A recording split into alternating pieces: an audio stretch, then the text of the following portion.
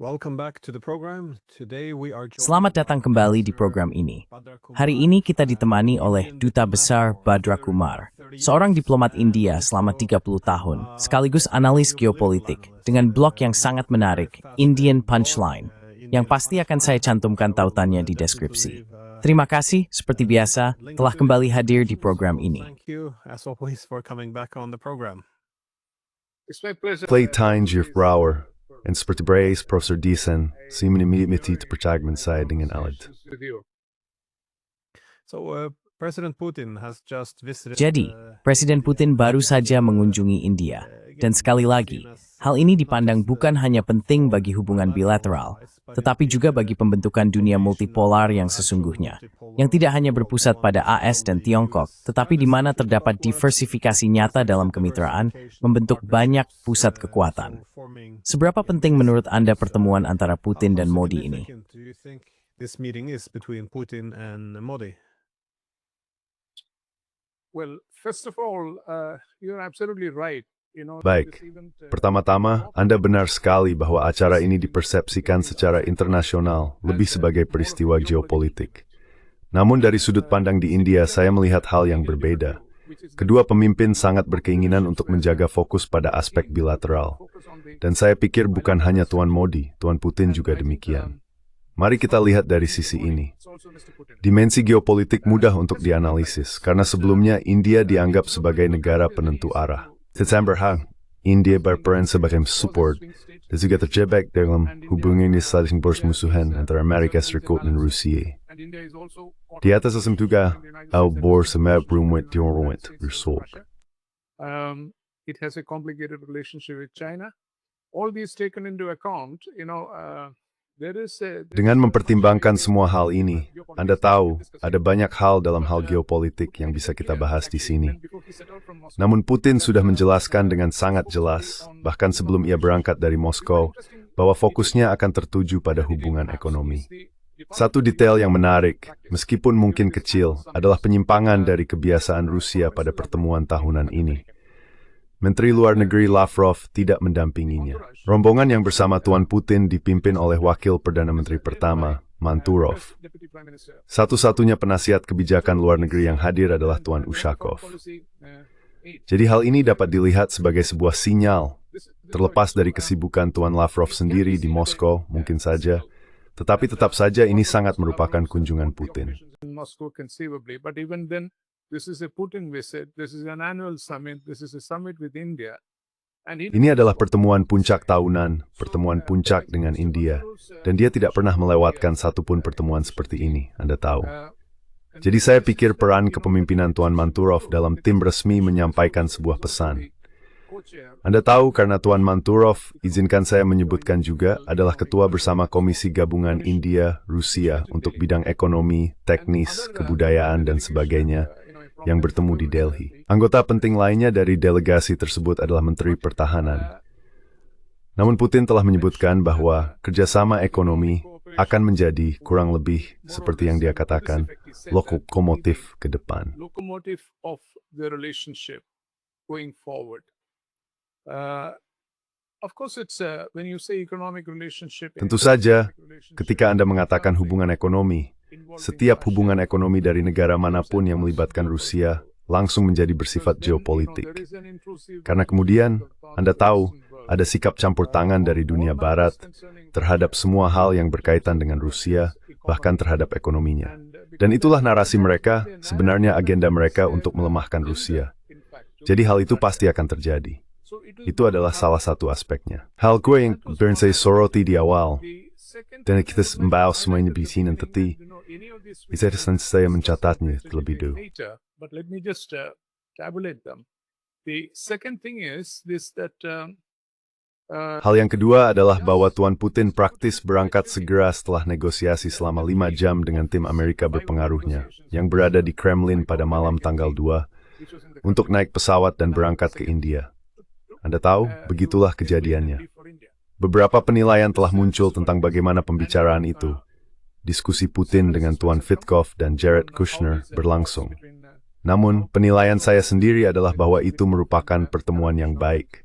Bahkan, mungkin akan dikenang oleh para sejarawan sebagai momen yang menentukan, karena kita jelas melihat adanya kecenderungan tertentu di sana. Amerika Serikat menjauhkan diri dari apa yang disebut sebagai Barat kolektif dan menunjukkan kesediaan untuk memberikan tekanan pada Barat kolektif agar sejalan. On the collective West to fall in line, the European powers, fall in line. And if they do not, Kekuatan-kekuatan Eropa, maksud saya, diharapkan untuk sejalan. Dan jika mereka tidak melakukannya, dia bersedia untuk mengabaikan mereka. Itu cukup jelas. Lalu semua skandal ini dan sebagainya juga dapat ditafsirkan sebagai bagian dari apa yang sedang atau telah terjadi di Kiev, di lingkaran kekuasaan di sana. Dan sekali lagi Anda tahu, orang berhak memiliki penafsiran yang berbeda. Penafsiran saya adalah bahwa pasti ada peran Amerika. Dalam pausanmu dalam konteks frying. Tas worden bev keras kembali Ukraine dalam rangka negosiasi memperkenalkan dengan Rusia. United States' negotiations with Russia, and it's teaming up with the European. Dan mereka bekerja sama dengan kekuatan Eropa untuk secara virtual melemahkan apa yang dilakukan Trump. Jadi, seperti yang Anda lihat, semua hal ini sedang berlangsung di sini. Dan komentar-komentar dari Rusia sebagian besar sangat positif. Jadi, apa artinya itu?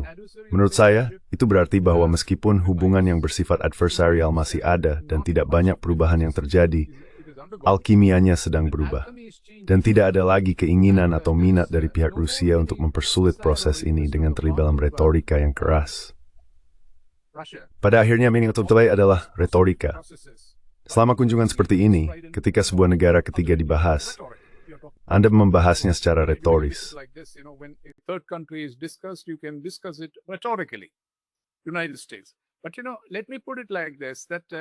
Amerika Serikat.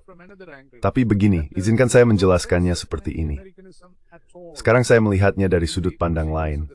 Tidak ada jejak anti-Amerikanisme sama sekali dalam jalannya KTT, sejauh yang saya lihat.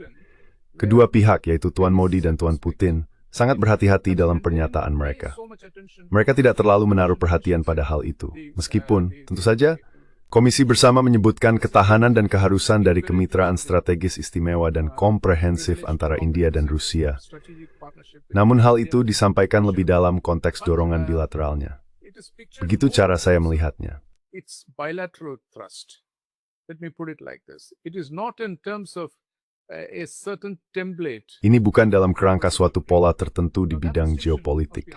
Sekarang perbedaan itu harus dipahami dengan sangat hati-hati di sini. Karena secara logis, India menghadapi kesulitan dengan pemerintahan Trump.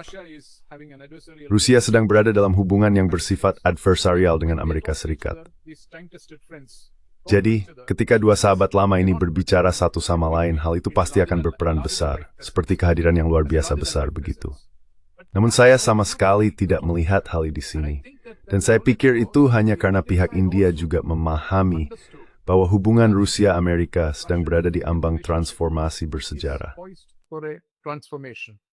A historic transformation.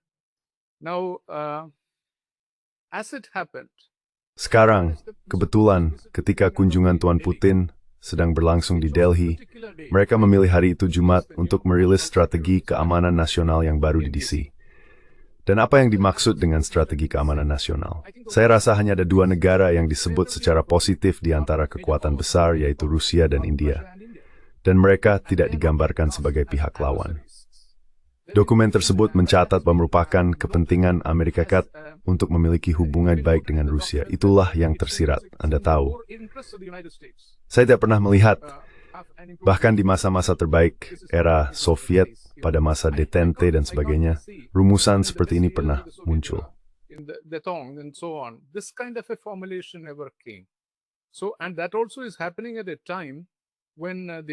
Dan hal itu juga terjadi pada saat ketika perlawanan terhadapnya. Perlawanan terhadap apa yang sedang diupayakan oleh Tuan Trump sangat-sangat kuat di dalam kubu Amerika sendiri. Saya bahkan tidak tahu apakah di dalam pemerintahan Amerika ada kesepakatan mengenai apa yang sedang coba dilakukan Trump. Namun demikian, dokumen ini sangat kuat. Dan kemudian lagi, ketika berbicara tentang India, terlepas dari semua penghinaan, pelecehan, dan langkah-langkah hukuman yang diambil pemerintahan Trump terhadap India, terkait masalah perdagangan, tarif, dan sebagainya, India telah diproyeksikan sebagai, bagaimana saya bisa katakan, mitra dialog yang sangat penting bagi Amerika Serikat di kawasan Asia Pasifik. Telah dicatat bahwa hubungan dengan India harus ditingkatkan sebagai prioritas utama. India must be improved on a priority basis. Now, all this acts up maybe in the context. Sekarang semua ini mungkin berkaitan dengan referensi ke Tiongkok, tetapi intinya adalah hal itu memang ada. Dan Anda tahu, setelah pernah bertugas di dinas diplomatik, saya bisa mengatakan bahwa jika saya duduk di kedutaan di Washington, saya mungkin sudah menangkap beberapa sinyal ini bahkan sebelum dokumen itu dirilis pada hari Jumat. Karena sebenarnya tidak ada yang benar-benar rahasia, memang tidak muncul di surat kabar dan sebagainya. Tetapi hal-hal itu muncul dalam percakapan informal di sela-sela, dan Anda akan menangkapnya. Dan saya pikir karena itu, baik Moskow maupun Delhi, itulah poin yang ingin saya sampaikan. Baik Moskow maupun Delhi sangat menyadari menjelang kunjungan itu bahwa tanah di bawah kaki mereka sedang bergeser. Dan dalam istilah geopolitik, hal ini bisa dikatakan seperti ini. Lempeng tektonik sedang bergeser. One can put it like this, that the tectonic plates are shifting. And you know, it is from the Indian point of view, it must have been. Dan Anda tahu, dari sudut pandang India, pasti ini merupakan upaya yang sangat-sangat menantang untuk mengatur sebuah pertemuan puncak dengan kekuatan besar baru pada saat seperti ini.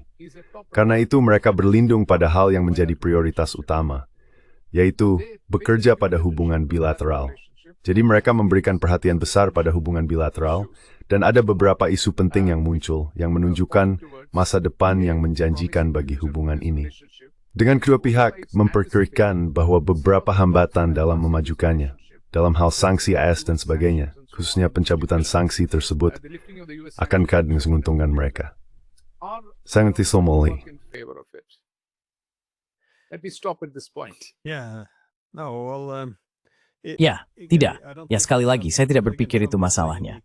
Sekali lagi, Trump adalah sosok politik yang unik, tetapi saya pikir ada banyak hal yang merupakan gejala, karena kita sudah bergerak ke arah ini selama beberapa waktu. Posisi hegemonik AS selalu bersifat sementara. Seiring waktu, AS akan kelelahan. Dan memang begitu, dengan ukuran apapun yang Anda pilih, tingkat utang, ketimpangan ekonomi, masalah sosial, polarisasi politik.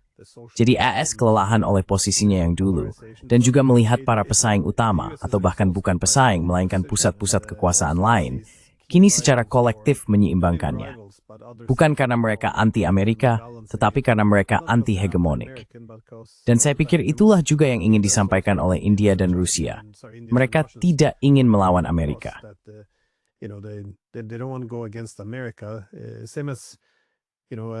Orang Rusia tidak akan pernah bersikap anti-Tiongkok, karena itu adalah mitra terpenting mereka, tetapi mereka tetap akan bersikap anti-hegemonik. Mereka tidak ingin terlalu banyak kekuasaan terpusat hanya di Beijing. Jadi ini adalah perbedaan yang sangat penting untuk diperhatikan. Dan saya pikir menarik ketika Anda menyebutkan strategi keamanan nasional yang baru, karena Amerika Serikat menyalahkan Eropa atas banyak hal. Bukan hanya karena memprediksi atau memperingatkan tentang keruntuhan peradaban Eropa, tetapi juga karena memiliki, ya, ini dia. Dalam strategi tersebut, mereka menulis bahwa pemerintahan Trump mendapati dirinya berselisih dengan para pejabat Eropa yang memiliki harapan tidak realistis terhadap dunia, yang duduk di pemerintahan minoritas yang tidak stabil. Banyak di antaranya menginjak prinsip-prinsip dasar demokrasi untuk menekan oposisi.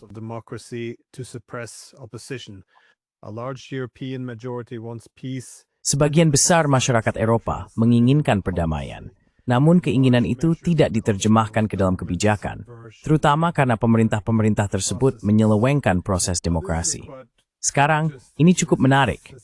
Ini pada dasarnya bukan hanya menyalahkan para pemimpin Eropa karena mempertahankan dan memperpanjang perang. Dan saya setuju dengan penilaian itu, bahwa orang Eropa kini menjadi penghambat utama. Tetapi juga menunjukkan bahwa hal ini bukanlah keinginan rakyat Eropa. Ini adalah para pemimpin otoriter kita. Mereka yang tidak lagi peduli pada kebebasan berpendapat. Mereka yang menyelewengkan oposisi politik.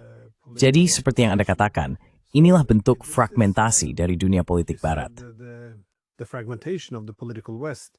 this document is well, testimony. Dokumen ini merupakan bukti akan hal itu, meskipun begitu. Tapi saya ingin beralih ke apa yang Anda katakan tentang pembicaraan Rusia-China, maaf, Rusia-India, karena pembicaraan itu tidak terlalu berfokus pada tatanan dunia sebagai konsep atau pada multipolaritas. Intinya, bersifat bilateral. Jadi apa saja proyek politik dan ekonomi mereka bersama, serta yang bersifat sosial. Kita tahu bahwa kerjasama di bidang energi dan kerjasama industri militer menjadi semacam ujung tombak dari keseluruhan hubungan itu. Sektor militer dan energi jelas merupakan dua industri utama, di mana banyak hal bisa dilakukan. Gorg juga melakukan kemungkinan untuk diversifikasi di luar itu. There's also desire to diversify beyond this. Yes, there are a number of areas, Ya, Anda tahu ada sejumlah bidang, dan pertama-tama perdagangan memiliki arti yang sangat penting. Pihak Rusia telah menetapkan target perdagangan bilateral sebesar 100 miliar dolar, dan sangat mungkin target ini dapat tercapai. Mereka sedang bergerak ke arah itu. Bank Cadangan Rusia, bank besar, telah membuka cabang di Mumbai, yang merupakan ibu kota keuangan India. Jadi Anda lihat ada upaya nyata untuk membangun fondasi dalam memperkuat hubungan dagang. Terkait dengan hal ini adalah pertanyaan tentang mendorong investasi di masing-masing negara. Of promoting investments in each of those countries. One example I can mention, which is extremely important. Salah satu contoh yang bisa saya sebutkan, yang menurut saya sangat penting, adalah rencana untuk mendirikan usaha patungan di India guna memproduksi pupuk. Sekarang India adalah konsumen dan importir pupuk nomor 1 di dunia. Lebih dari 50% populasi India, sekitar 1,4 miliar orang, terlibat dalam sektor pertanian. Jadi bisa dibayangkan bahwa negara itu mungkin memiliki kapasitas untuk mengonsumsi seluruh jumlah pupuk yang diproduksi Rusia. Dan Rusia adalah salah satu pengekspor pupuk. Idei. Sebenarnya berskala letak gaisi, mereka kerjasama ini dapat diatur, dijalankan, masuk akal. Sekarang ini menuju for topik-topik seperti itu dapat bicara stas wikitrib ini.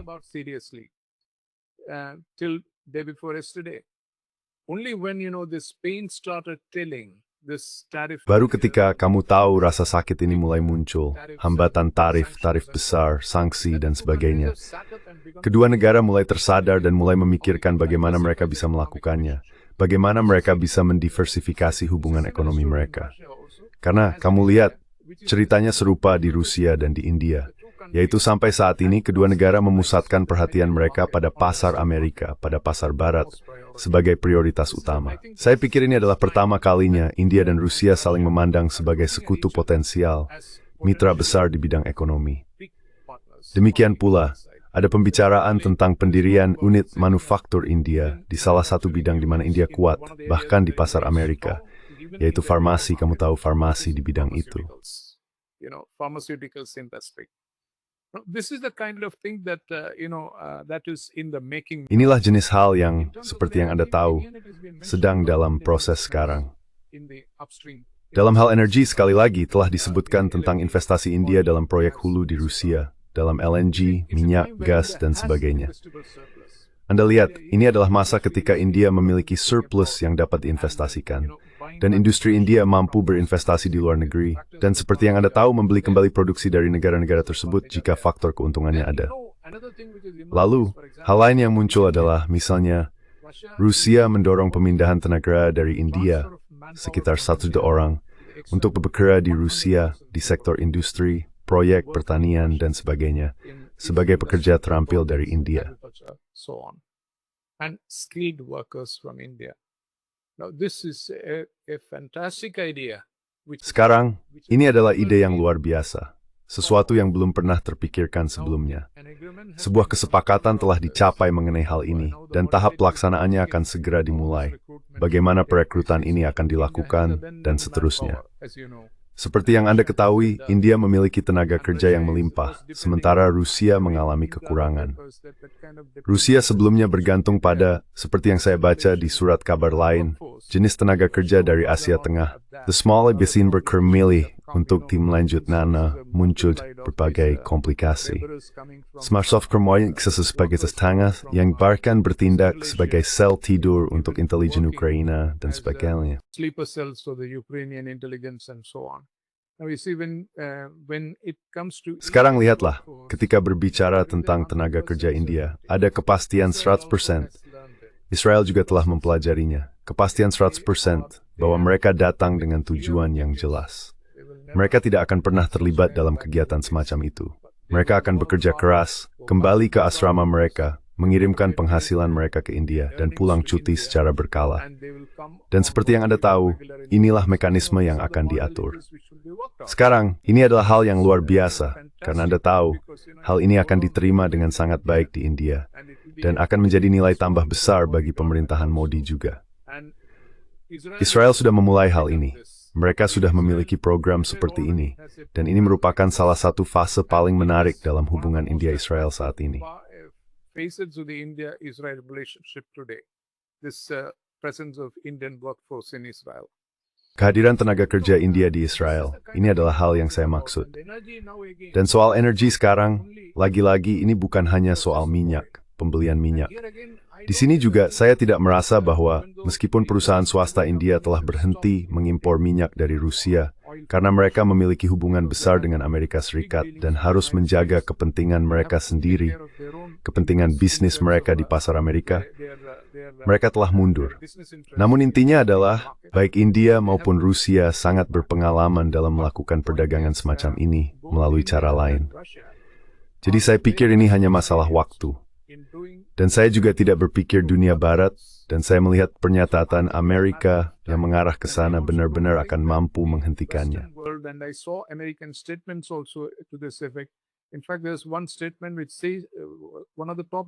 Faktanya, ada satu pernyataan di mana salah satu pejabat tinggi disebut mengatakan bahwa ini bagaimanapun juga adalah proyek dari pihak Eropa yang memberlakukan sanksi terhadap industri minyak Rusia.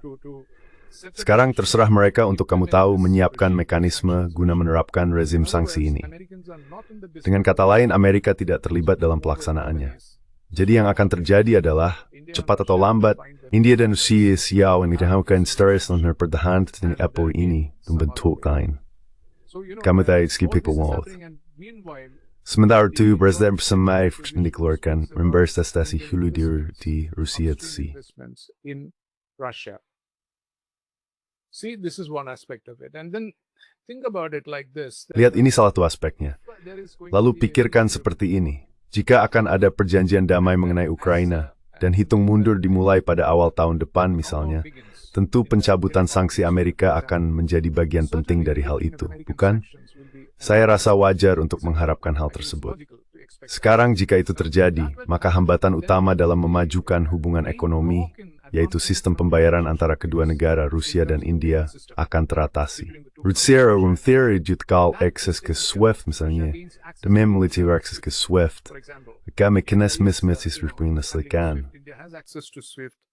Then the payment mechanism is worked out. Now the point is there is this accumulation of Sekarang intinya adalah ada akumulasi dana di kedua belah pihak sebagai hasil dari pembelian, dan tidak ada cara yang jelas untuk memulangkan uang ini.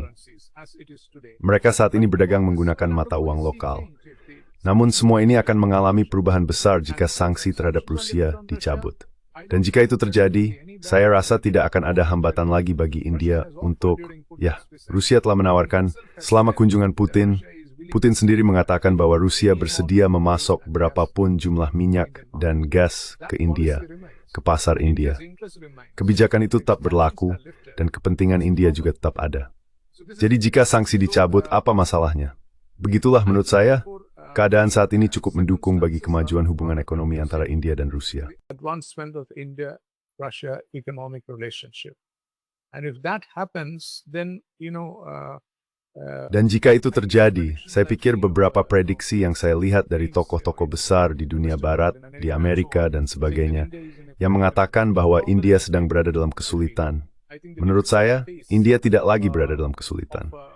Saya rasa fase sulit dari kebuntuan dengan pemerintahan Trump sudah kita tinggalkan. Kemarin, muncul berita bahwa sebuah tim dari Amerika akan datang lagi ke India, ke Delhi, untuk membahas isu-isu perdagangan yang hampir mencapai tahap akhir dan pada dasarnya hampir disepakati. Dan Trump sendiri telah kawat sebuah postingan itu. Ia menyatakan pada 20 Oktober. Dari hasil intervensi berbicara ini, sanksi-sanksi akan berkurang. I believe that after this, the sanctions will come down. The tariff at 50% will also come down. Kamu tahu, tarif sebesar 50% itu juga akan turun. Sementara itu, kenyataannya di lapangan adalah bahwa, meskipun ada kebuntuan ini, pada umumnya hubungan bisnis antara India dan Amerika Serikat tetap berjalan seperti biasa.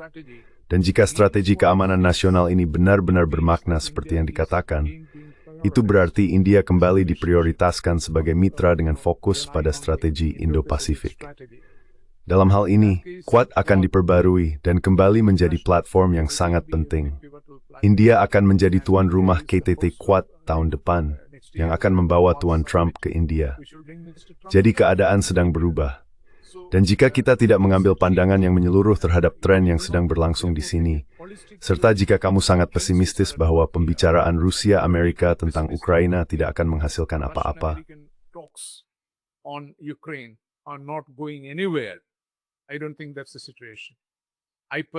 saya tidak berpikir itu situasinya. Secara pribadi saya merasa bahwa masa Zelensky sudah berakhir. Dan kecuali dia mau sejalan, kecuali ada seseorang yang membuatnya sadar dan dia akhirnya sejalan, saya pikir dia tidak akan bertahan.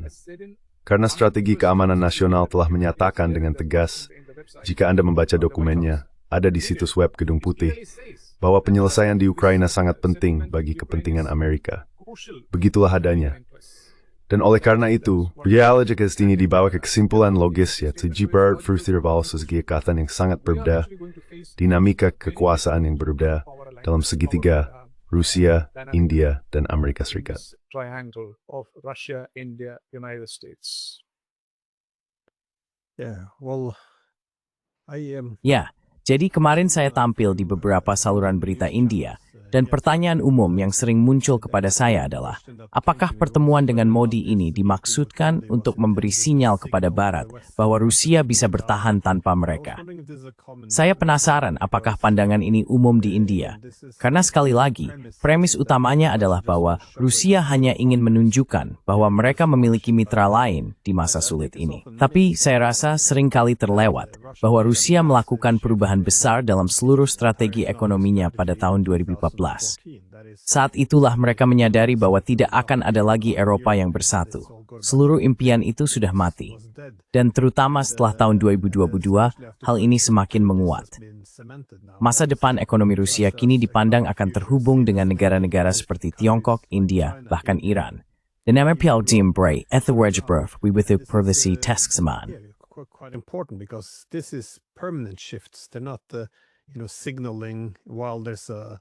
Mereka tidak memberikan sinyal hanya karena ada gangguan dalam hubungan dengan Barat. Hal ini cukup penting. Namun saya pikir banyak orang yang melewatkan poin tersebut. Bagaimanapun, Anda menyebutkan banyak kerjasama industri antara India dan Rusia, seperti pupuk. Tetapi tentu saja ada juga industri teknologi dan ilmu kedokteran.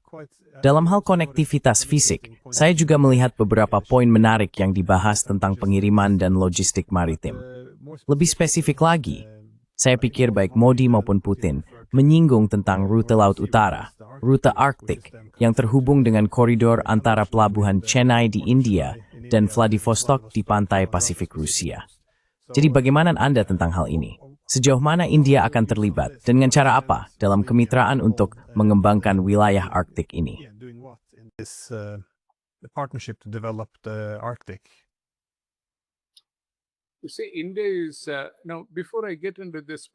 Begini, India adalah, sebelum saya masuk ke topik ini, Profesor, izinkan saya memberikan sedikit komentar.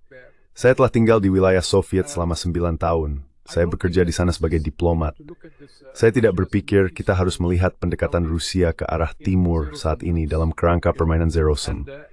Jika ada kepemimpinan yang matang di Barat, di Eropa, Rusia akan kembali berbisnis dengan Eropa.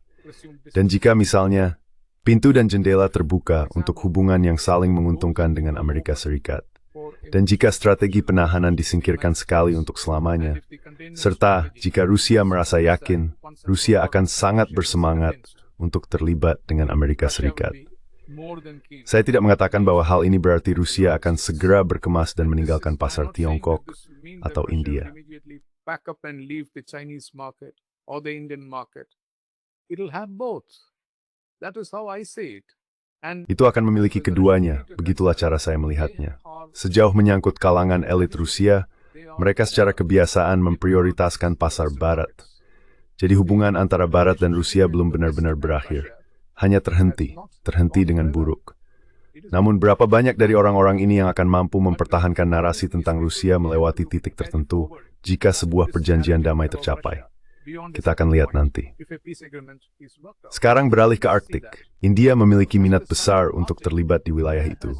Salah satu hal yang disebutkan adalah kapal pemecah es. Rusia telah melampaui sebagian besar negara barat.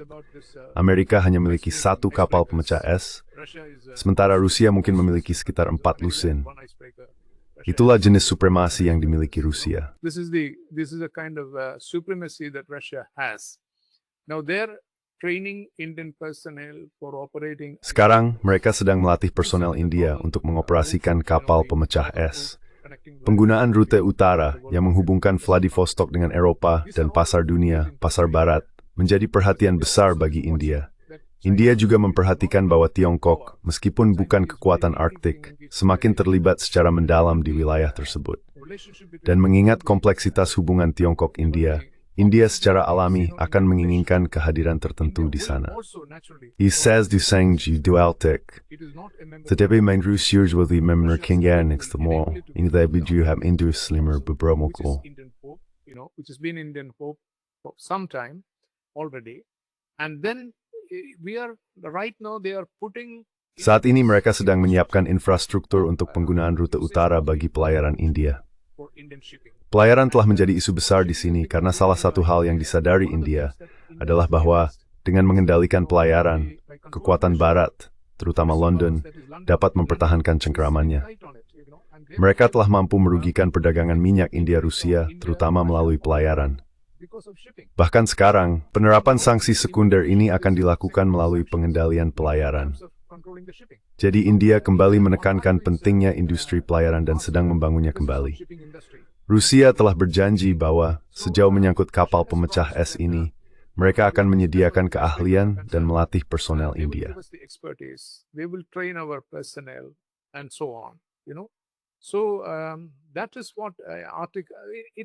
Jadi itulah yang sebenarnya menjadi bukti pergeseran dalam kualitas hubungan. Hubungan India-Rusia sedang bergerak menuju tingkat yang jauh lebih tinggi secara kualitatif. Ini bukan hanya soal perdagangan minyak. Sekarang, ambil contoh isu nuklir. Masalah nuklir kembali dibahas di sini secara mendetail, dan kita sedang bergerak menuju pembangunan lebih banyak pembangkit listrik tenaga nuklir di India dengan menggunakan teknologi terbaru dari Rusia. Di sisi lain, industri nuklir India sendiri sedang dikembangkan dengan bantuan Rusia, sehingga India dapat memiliki industri nuklirnya sendiri untuk memenuhi kebutuhannya dan suatu hari nanti mungkin bahkan menjadikannya industri ekspor.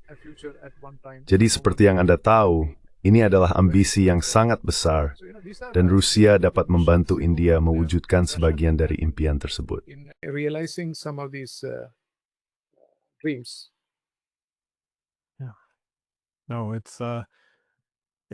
Tidak, banyak sekali berita yang terjadi sekaligus, saya perhatikan. Ini agak membingungkan, karena Amerika Serikat telah begitu keras menekan India untuk memutuskan hubungannya dengan Rusia. Ya, lagi pula, sebagian dari hal itu tentu bukan hanya soal sanksi yang dijatuhkan kepada India karena membeli minyak Rusia, tetapi juga klaim yang menurut saya agak tidak masuk akal bahwa perang Ukraina entah bagaimana adalah perang India atau perang Modi. Maksud saya, retorika diamarhakan cukup tajam. Jadi, strategi keamanan ini muncul dan puasnya tampak berbuat dendam dengan Rusia dan India. It's remarkable with cukup in Amerika. With Russia and India, it is quite an interesting shift. Saya tergoda untuk melihat apa yang dilakukan AS sebagai upaya mengambil buah yang mudah dijangkau. Karena ketika mereka melakukan hal seperti ini terhadap orang Eropa, ya, para pemimpin Eropa, mereka seringkali cenderung tunduk pada tekanan. Ini sama seperti yang dilakukan Trump, misalnya, dengan Panama. Dia mengancam akan mengambil terusan Panama, dan kemudian tiba-tiba mereka memberikan Amerika Serikat semua hak tambahan itu. Sekali lagi, ini adalah buah yang mudah dijangkau. Mudah untuk sedikit mengancam dan mendapatkan apa yang diinginkan. Tetapi begitu ada perlawanan yang signifikan, dan seperti yang kamu katakan, alih-alih tunduk pada tekanan dan terpecah, Modi dan Putin justru bertemu dan membentuk kemitraan strategis, setidaknya di bidang ekonomi. Dan ya, itu mungkin pendekatan terbaik yang bisa diambil. Apakah kamu punya pemikiran terakhir sebelum kita? Let me add one more point. That is this Izinkan saya menambahkan satu hal lagi. anti-American. Anda tahu, tidak ada retorika anti-Amerika selama kunjungan itu, dan tidak ada jejak anti-Amerikanisme secara eksplisit. Explicitly in this, Namun demikian, India mengambil sikap sangat tegas terhadap kebijakan pemerintahan Trump terhadap India. Trump Pernyataan bersama itu, jika Anda membaca paragraf-paragraf awalnya, menyatakan dengan jelas, tanpa basa-basi, bahwa India tidak akan mentolerir hal semacam ini. that India will not stand this sort of nonsense. The various components. Kamu tahu, berbagai komponen yang disebutkan di sana, taktik tekanan, geopolitik, semuanya berperan. Dan sudah sangat jelas bahwa pengalaman yang telah dilalui India telah memberinya sejumlah pelajaran. India tidak akan lagi membiarkan didikte seperti itu. Kamu bisa melihatnya sejak awal. 3 duta besar Barat di Delhi, dari Prancis, Jerman, dan Inggris, menulis sebuah artikel bersama di surat kabar India yang mengkritik hubungan India-Rusia, menuduh hal-hal negatif tentunya, mengkritik Putin secara pribadi, dan menjelekkan Rusia dengan narasi khas Barat yang kembali muncul ke perhatian. Narrative which you are well aware of coming to the fore, and for the first time in a very rare gesture. Dan, Anda tahu, untuk pertama kalinya, dalam sebuah langkah yang sangat jarang, pemerintah India, Kementerian Luar Negerinya menegur mereka secara terbuka, mengecam mereka, dan mengatakan bahwa perilaku mereka tidak pantas. Jadi Anda tahu, ini tidak berarti ada hasil mudah yang bisa dicapai, seperti yang Anda sebutkan. India pasti akan bernegosiasi, dan Trump sendiri telah mengakui mengapa urusan perdagangan ini memakan waktu begitu lama. Timahavas kita perskormeng, misalnya akses ke sektor pertanian delicate per-ICTV, Perang remas kemamalan hek berlagarin. Remanides stav ditrahird. It's Many knowledge. times in the past 7 decades, this has happened. You take NPT, you take CTB. Kamu ambil NPT, kamu ambil CTBT, kamu tahu, semua masa ketika India berada di bawah tekanan setelah ledakan nuklirnya, ketika negara itu menjadi kekuatan nuklir. Dan apa yang Nixon katakan bahwa mereka akan mengubur India. Tapi 6 bulan kemudian mereka mulai bernegosiasi dengan India setelah jelas bahwa India tidak bisa ditekan begitu saja. Jadi ini bukan negara kecil. India sangat sadar bahwa ia dapat menggunakan otonomi strategisnya jika memang diperlukan. Sekarang, pengalaman terakhir sangat pahit dan sangat memalukan. Dan apakah ada negara yang punya harga diri akan menelan itu begitu saja dan kembali berhubungan dengan orang itu lagi? Tidak akan terjadi. Kami akan menuntut hubungan yang didasarkan pada saling menghormati dan saling menguntungkan. Dan hanya karena hal itu tercantum dalam strategi keamanan nasional, bukan berarti orang India sedang membuka botol sampahnya. Tidak. It is not that Indians are opening champagne bottles. No. Oh, well, it does seem. Oh ya, sepertinya memang belum ada posisi yang benar-benar mengakar, setidaknya di Amerika Serikat. Menurut saya, sulit untuk menentukan kebijakan yang benar-benar jelas. Terlalu banyak tarik ulur, terutama dengan Trump. Tapi sekali lagi, itu tidak terlalu aneh jika kita melihat, seperti yang kamu sebutkan sebelumnya, semua pergeseran besar yang terjadi, hubungan antara kekuatan besar yang bisa kita masukkan dalam kategori yang sama, semuanya harus didefinisikan ulang. Jadi, saya rasa kepingan-kepingannya belum sepenuhnya pada tempatnya, tapi tampaknya perlawanan justru mendapat ganjaran, kalau boleh dibilang begitu. Jadi, ya, terima kasih sudah meluangkan waktu, dan ya, semoga kita bisa lanjut lagi nanti. Well, thank you for taking the time, and hope we can come back on. Terima kasih, Warden Bersmall. Facebook.